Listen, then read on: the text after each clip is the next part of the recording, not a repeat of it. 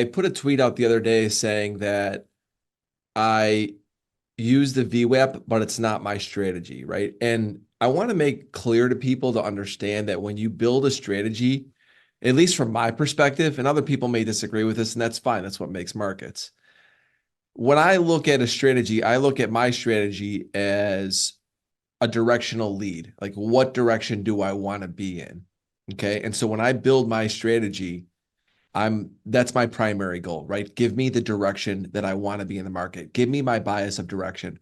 Or at the minimum with a strategy, give me the market environment. Is it bullish, bearish, neutral? Give me some indication of direction.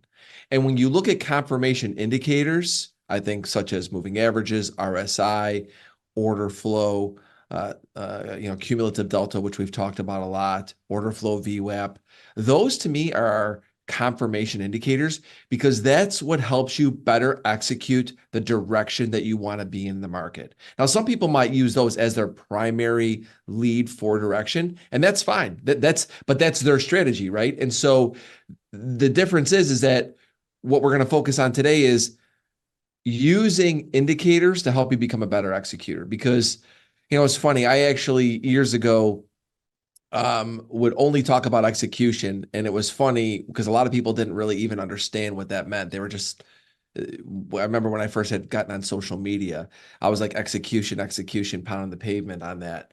And a lot of people were like, not that they don't understand that you have to go and execute a trade, but understanding really, I would say the philosophy behind it is everything works sometimes, nothing works all the time. I've said it a million times on Develop Your Edge. But where you really make your money is in the moment of executing, right? Because I could tell everybody on this show, I think Russell's going lower, or I think ZN's going lower, or I think NASDAQ's going higher.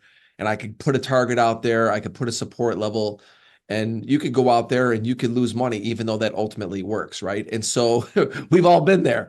And so ultimately, it comes down to how you execute the strategy. And that's why confirmation indicators, to me, are so important to add to any strategy that you have.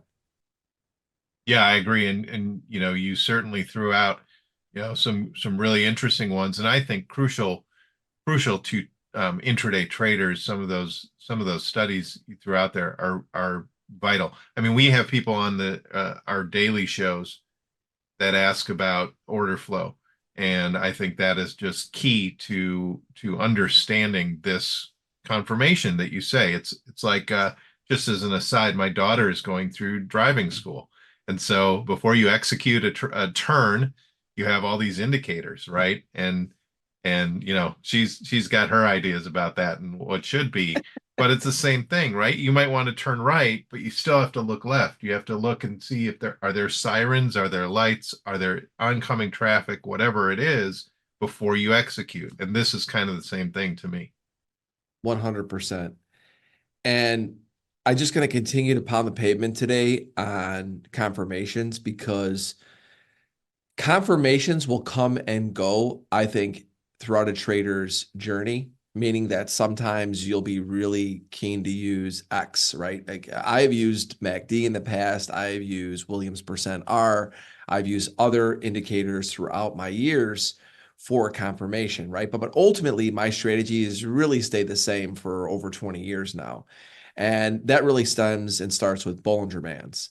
And it's once again, I go back to strategy, directional, confirmation, help with execution.